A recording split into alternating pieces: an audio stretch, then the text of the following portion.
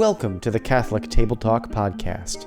This is where everything Catholic is on the table.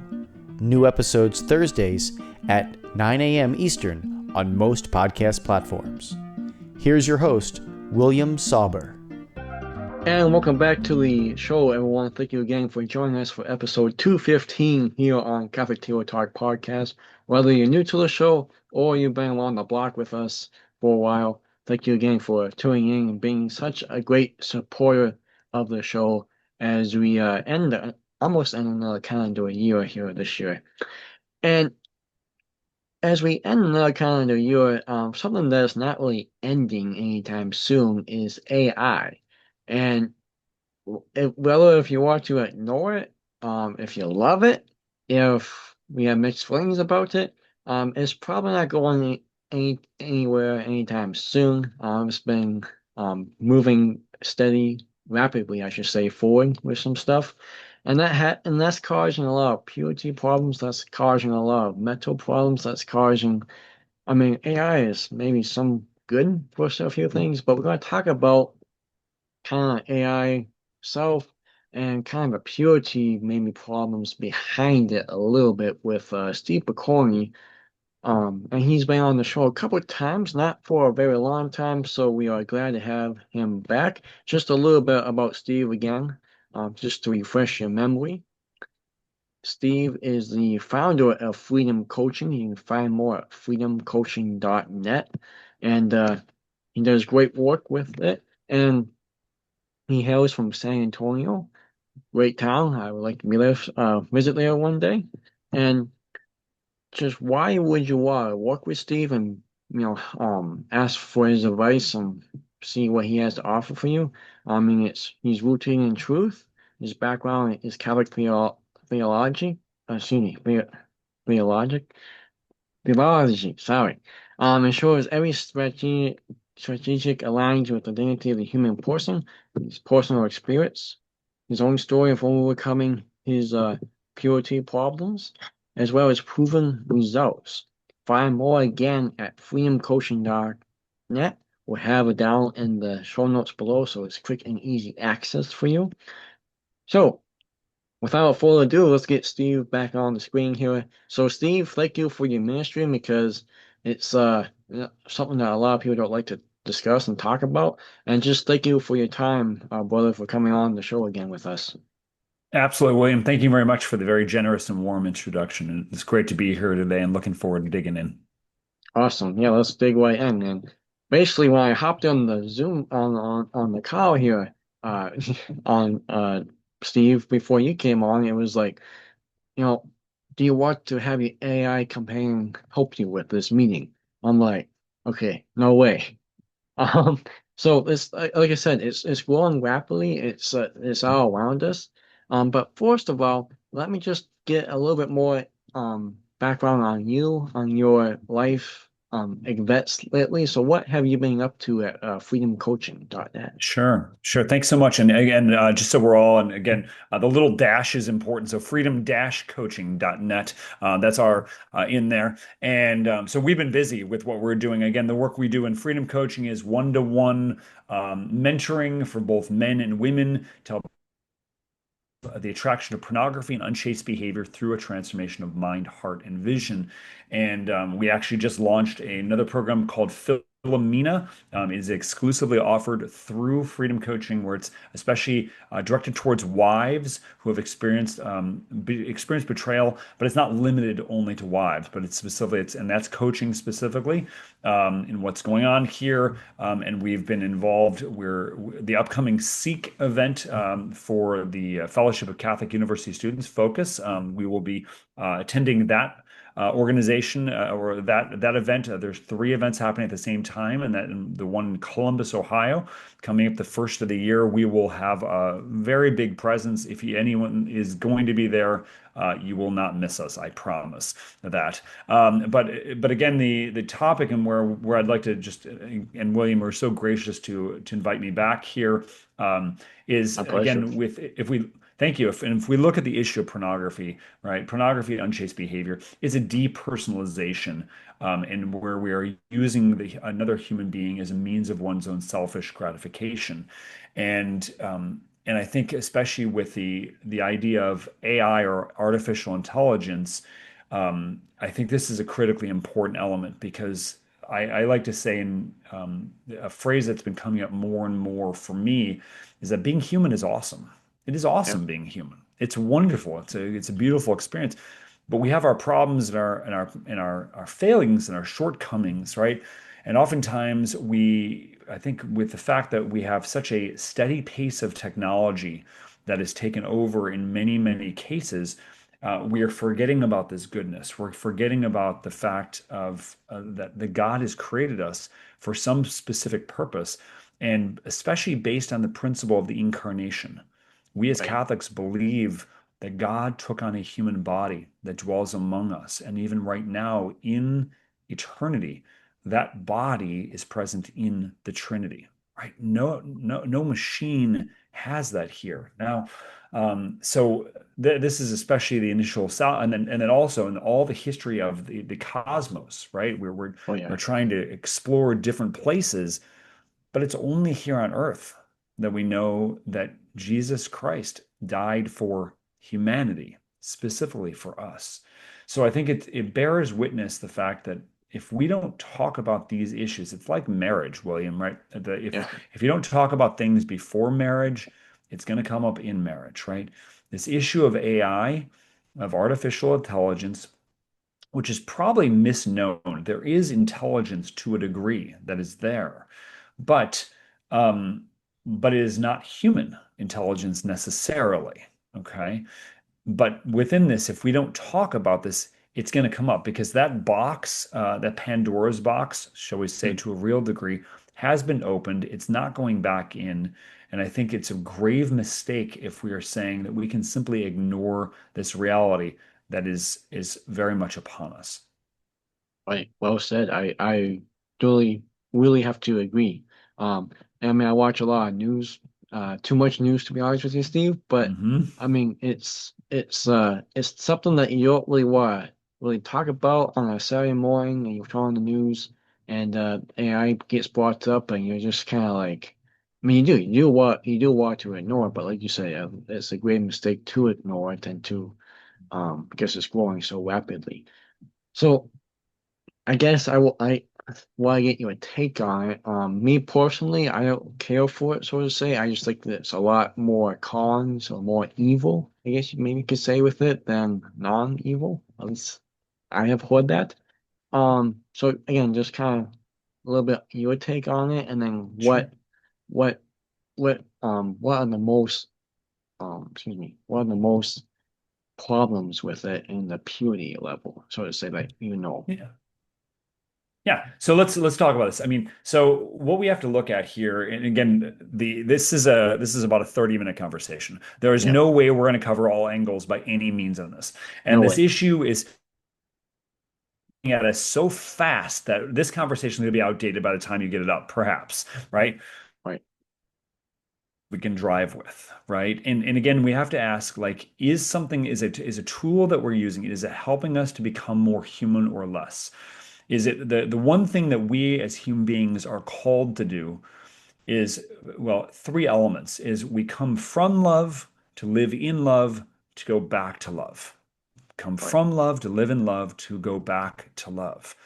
And if something is going to help us to become authentically more a gift, okay, to live as in love there, to pour out our lives in service to others, then I think it can be a great thing, right? So if we're using that as a basic starting point when we're talking about AI, we have to look at, is this element helping to draw us further being loving, and also especially how are we loving? It's called in connection with relationship. Is it helping to draw us deeper into relationship, or is it creating an environment of isolationism? And again, if you bring this to the William to the issue of pornography, unchaste behavior, Right. those most of those experiences is an isolated event. it at least it causes issues with families. It causes a detriment in the ability to grow into one's vocation, one's calling, which is ultimately to serve. In the Catholic world, we believe there's two primary vocations, that of marriage and celibacy for the kingdom. And both are on the flip side of that is self-sacrifice. So whatever tool we're using, is it helping us to do this? So first and foremost, I would that's kind of a big preface here because again we've got to define some things as we go along, and we'll probably do a poor job of that, but we'll limp along, shall we say. Okay. I would say first and foremost, AI is not evil. Okay. I know that certain people have seen, for instance, if they're not like using ChatGPT or they're, I don't know if Grok would be considered on there, but I know with ChatGPT, they were like, somebody asked them, okay, who's controlling you, things like this. And like literal, the description of being demons behind that. Now we have to make it very clear. The AI itself is not demonic in itself, right? It's zeros and ones that have. The question is who's doing the programming. Sure. Also, in the realm of the regarding demonic, can the evil one, for whatever reason, possess certain physical entities? In this case, this is not physical, but it is art. It's an AI, right? It's a programming, right? So can the Right. demonic get involved in it? Yeah, right? So I would say first and foremost, keep your holy water close, right? Maybe sprinkle your keyboard not when it's on so you don't get electrocuted. But that Right. might be a thing you want to do here. I do know, and I do want to give a shout out to Mike Adams. He is known as the Health Ranger. He was the first in 2014 to be banned from YouTube for talking about natural health solutions. Really? And so he said, "Fine, I'm going to." All of you, I'm going to build my own platform. So his platform is called Brighteon, like brighteon.com. And he built his own platform with millions of dollars because he's got he's a food scientist and has the world's, and the amount of testing they do is remarkable. He's in Texas, where I'm at, about an hour, probably an hour and 45 minutes from my house, up in the Austin area. And and so basically his I call him the smartest man in the room because his attention got turned towards this topic of AI. And what he did was he built his own platform for AI, BrightU.ai. And again, we have to look at what's feeding into using these systems. And so he was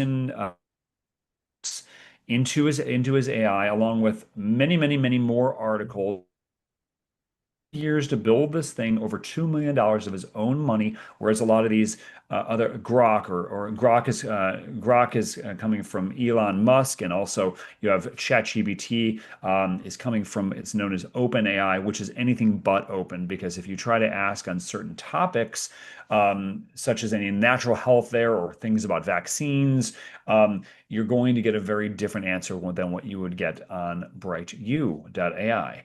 And so, in using these platforms, especially, can help us. There have been studies here, William, of finding that people who are using exclusively AI and not really thinking through things actually are beginning to become less intelligent. There has been some issue here. But if we're Sure. using this for the betterment to grow in various skill sets, for instance, I'm a very poor gardener. I'm a very not a very good gardener. But I just learned this. If you don't water for about 3 months, your stuff is going to die. It's really weird. I know. Figure that out. Really? Is that a fact? Yeah, Okay. I know. It's a fact. And so I could do this. So, like, how do I make sure, for instance, how would I maintain a garden? I know nothing about gardening, and you're a really good gardener. That's what I would ask. Tell me how I do this, and give me, and I treat me as though I'm a fifth grader. How would I go step by step to be able to do this, to sustain my plants? So it comes down to what is the education that's behind this, and then using our brains to think, does this make sense? I can check this through with other sources as well. Or, hey, with everything you're telling me here, can you provide the sources behind this? And let's investigate the sources. So the key word, and I invite all those out here who are listening to this to learn the term prompt engineering. Okay. Okay. It's Okay. prompt engineering. It's about learning how to ask questions well. Mm. Okay. Right. Because just like you're a podcast host, I'm a podcast host on the Redeem Vision podcast, right? We've got to learn how to ask questions well, but it's asking these things not for the as for instance, if we're using an analogy here with pornography, right? For my own selfish satisfaction at the expense of others. Right. This is where you have things where certain, like OpenAI just announced that they're going to lessen the restrictions for pornographic content, which is we don't need help in that area of creating the sewer, right? This is only going to Right. help to further this. And where one of the dangers is, can we tell what is real and what is not?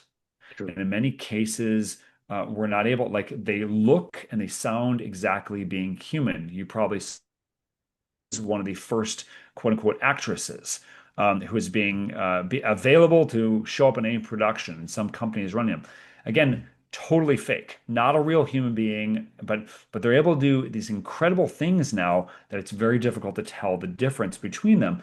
And then you of using deep fakes, which is that example of taking the likeness of someone, having them say something that they never said. This Bishop Barron, this recently happened to him. But then in the realm of sexualized deepfakes, where they can take any picture here and be able to put it on a body and show a person who would never in real life do this in the embodied reality, they're doing things.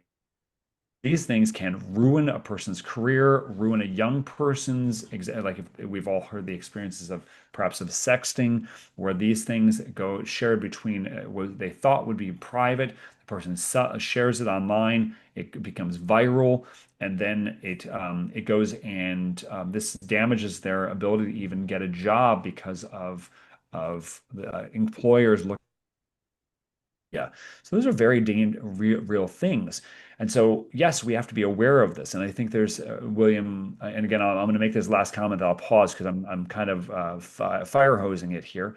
All good. Is really asking the question, is this real? It's a call for us to be really good journalists. My wife has a journalist background. As much as she has driven me crazy with her questions, she's asked some very good questions. And in the same thing here, we must ask some journal questions, the W questions and and the H question, right? Who, what, where, why, and how, right? Is this real? Does this match up in and looking at the sources being what is being either on a visual or if it's something written. And so it's going to cause us, if we're honest, it's going to cause skill up is in our education experience and hopefully to learn better. Right. No, well said. I don't think I've heard it that way before, Steve, that the way you put it. And like you said, it's not evil, it's the way how we use it, the way stuff gets used. But like, I don't think I really knew about the Bishop Barron problem. I think wasn't there something about Pope Leo or Pope Francis, I can't remember which one, that they made him, it was AI, but actually he didn't actually say it. So yeah, that's definitely out there as well.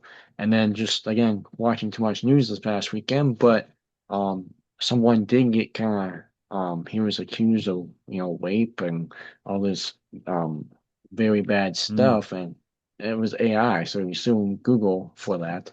Um, and I'm sorry I didn't mention your Mm. podcast in the introduction. I totally forgot about that. To put that in there, so No I worries. No worries. totally apologize for that. Um, can you just plug in was it newbrighton.com? Is So it's Bright brighteon.ai Brighton. is Okay. so brighteon.com is like the main platform. In fact, William, I highly recommend you get your stuff on Brighteon. Like upload your stuff there. It's Okay. another place to go. It is in popularity, but the brightu.ai is the AI is the model that's used there, the AI there, and it's actually so what's beautiful about it is you can, and I'm not paid for them. I'm not a paid troll. I'm just really impressed with this. You can Okay. download them, so it's free, it's open sourced. And he wants to give this away because he wants to empower humanity. That's Mike Adams. He wants to give this away so that humanity can be taken care of anywhere from medicine to survival skills, gardening to finances. And so you can download this model. You can run it on with another. I recommend something called LM Studios that basically allows that model to run. And so you can actually turn off your Wi-Fi, and nobody will. It's a standalone AI that works. So basically, you'll have this. So say the internet goes down, or maybe you're out camping and you want to learn how do I light a fire without matches? You can go and put this in here to be able to use it as a learning source. So if we're using this to help to better our skill, to skill up on various things in the real world, if it's helping us to grow in love and to grow into, how do I throw a really good party? That would be a great thing, right? What would be Yeah. really good? These are the kind of people that are coming. What do you think would be a really great thing to be able to help them? And throwing out for ideas, or I've got an idea for a story. Can you give me some ideas on plot development here? Oh, you know what? I never thought about that. These things can spark imagination. This is where an imagination linked with prayer and linked with a genuine, not just merely curiosity, but a desire and a thirst for wisdom. These things can help humanity to really grow. Now, there are downsides, and we get to the downsides more here, but I'll open that up for commentary. Yeah. No, I think again, I think you hit it spot on, Steve. So I do have a question with all that. Like you said, it's kind of helps with our growth, and like you said, maybe you do backgrounds on references, and you ask those questions in your mind still, so you don't become very poor, um, intelligent person. Not because you have to be intelligent to be good or anything, but it's you do have to know stuff in life. So me personally, Steve. I'm not really good at maintenance, and I have a maintenance mostly job. Um, Okay. and so I'm on this a lot. Mhm. So I look up, how to do this on Google, and the AI companion pops right up and it says, do this and this and this. So what I have gotten from you, that's not bad in a way. That as long as you go through the motions, correct? Well, first I would say get off of Google. If you're using Okay, Google, get off. Like gotcha, I'd say this to anybody. Google.com is a disinformation platform. Okay, gotcha. just look up the issue of vaccines, right? Ask the Yeah, question on that. And I'm like, if somebody really is in favor, for instance, of vaccines, that's okay. But do your research on these things. Are there any risks on that? And and again, just do or ChatGPT and compare it with Bright U. Same question on vaccines, just as in that you're going to get some different answers there. And then you got to start sure. asking questions. Okay, so what's the sources behind this? Ask that. Give me the printout of the sources, and then go down that rabbit hole. So moving off that subject of vaccines, which can be a controversial topic, right? Right. You're a mate. So with this here, the Zach Voorhees, in fact, is a Google whistleblower. Okay, Okay. where and then he left the company because of the many kind of nefarious things they're doing to undercut helping us to really be human. So that's where I Wow. would say get off of that. I recommend using Brave browser, even it'll help to eliminate a lot of ads and help to basically um, basically get access to things a lot faster. And then also, like if you're on Gmail, switch off of Gmail, get Proton Mail, pay for your mail, people. Okay, because Okay. if a service is free, what are they using it for? Mike Adams is the exception here because he's like download it and use it offline. We're not charging anything. We're not doing. There are no ads on the place at all, and they're not storing answers there at all. So it's a pretty brilliant setup that they have. But within this here, like so you're a maintenance guy. Let's use this. So like do a research on what are better ways for me to be a maintenance guy. What are little things that I can grow and skill up? Like there's this tool that I just broke. How can I fix this? Now, yes, we can go to YouTube, which by the way is owned by Google, True. and kind of look up how people have done this. But especially maybe I'm looking for a step-by-step way. How would I go about and fix this? And again, treat me like I'm a fifth grader. I want to learn how, like very basic. you're a complete expert. I'm a fifth grader. How would I learn this? Which maybe we should go second grader because maybe you're not smarter than a fifth grader, but that's a I side don't note. think I am. No. Well, anyway, I don't know in this day and age. Right. So anyway, that would be an initial thought there. But again, with we want to um, I think with two questions or two things that I'm really coming more to believe where technology is heading is A, can we make the right choices to make sure that technology is not controlling us, that we're in control of our technology? And then B is, are we in control of our focus? Okay. Right. Our attention span. I mean, and this plays again with dopamine, our dopamine receptors. And for instance, like so that ball of dopamine goes in the chemical, it hits the dopamine receptor. It's in and how that works out practically is if we see, say we're on YouTube, we see a or Instagram or TikTok. Ooh, there's an exciting video. Ooh, and then we hit no. Ooh, right? What that is Right. dopamine going into these receptors, but the receptors actually are not growing; they're shrinking. So what it is, it's actually what was interesting to us is now boring. And in order for relationships to flourish, and this is one of the dangers of using technology all the time, or even AI, is we can get so absorbed in trying to learn things that we don't get absorbed in learning how to be greater lovers. Lovers in the best sense of the phrase, to love humanity.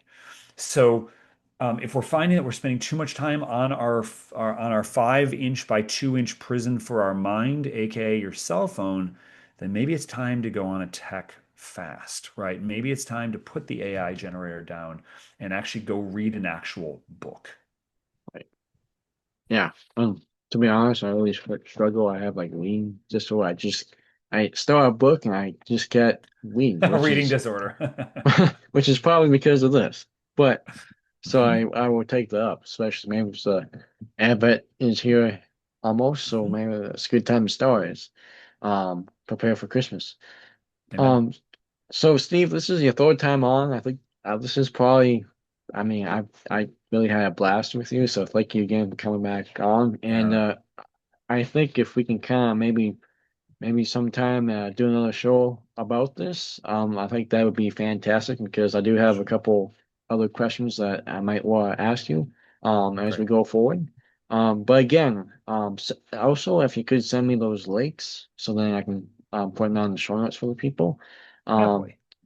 absolutely. So, anything else, I guess, as we close today's episode?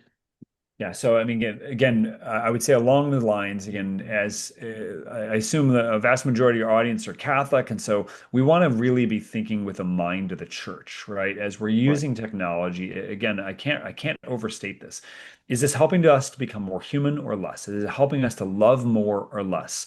As St. Paul says, we could have all the knowledge in the world, but if we have not love, we have nothing, right? So are we if we're using, say, an AI generator for to skill up, right? Is that helping us to get offline? Is it helping us to build relationships or not? Because at the end of the day, right, what an AI generator cannot do, it cannot love, right? Yeah. Ultimately. So it is those around us in getting more involved in embodied relationships, embodied experience where we're not isolating but moving into communio. This is going to be our pathway forward. Much easier said than done when we have a bunch of AI creep coming in, and it's going to get that much more of a creep into our lives. So, can we utilize as well to grow in real relationship? It's to be determined. Right. That is 100%. I agree with you there. So yeah, okay, the great Steve Pokorny one. Steve, again, thanks for your Just Steve time. Pokorny, thank you. Wow. Okay. We'll see about that next time. Oh, Praise the Lord. thank you again, Steve, for coming on. Appreciate it. Absolutely, brother. An honor to be with you. Awesome. Steve Pokorny, go check him out. Freedom-coaching.net. We'll have all the other links that he mentioned down below. So get off Google, get off YouTube, but get all that stuff.